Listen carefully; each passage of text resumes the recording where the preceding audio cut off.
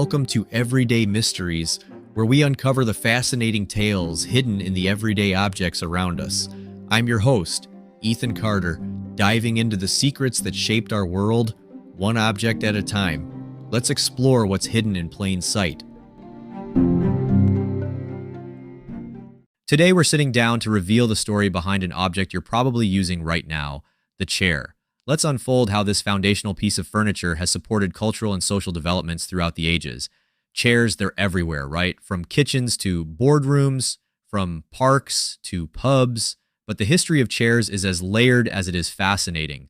Think about the earliest humans. They sat on the ground, on rocks or logs.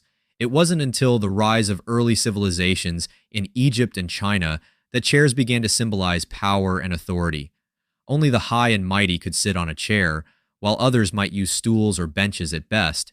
Moving into the classical age, the Greeks and Romans developed their own styles of chairs, like the klismos, with its elegantly curved backrest. These were not just functional, they were artworks crafted to display status and taste. If we could chat with a Roman senator, perhaps lounging in his curule chair, he might tell us, this isn't just a seat, it's a symbol of office and influence. Fast forward to the Middle Ages and chairs became more widespread, though still a luxury. The iconic throne-like chairs in medieval halls underscored the ruler's authority. But by the Renaissance, chairs like the Savonarola and the wainscot chair began appearing in more homes of the well-to-do.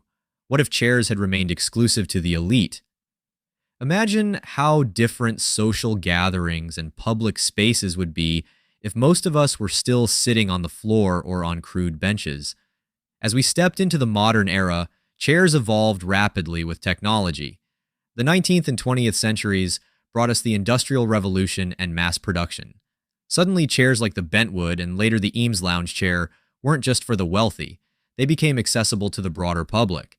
And today, chairs are not just about sitting. They're about comfort, ergonomics, and even health.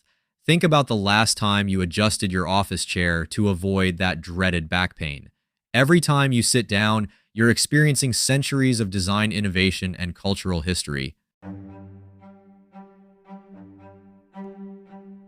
Thanks for joining me on today's journey into the past. Remember, there's wonder all around us, just waiting to be discovered.